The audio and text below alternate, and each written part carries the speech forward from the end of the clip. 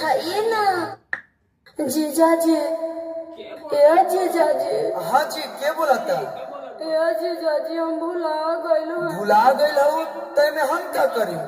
जीजा जी, हम भुला गइल जीजा जी। अरे कहाँ भुलाई बड़ुआ, के बोला था तू? जीजा जी, सरसैया में भुला गइल जीजा जी।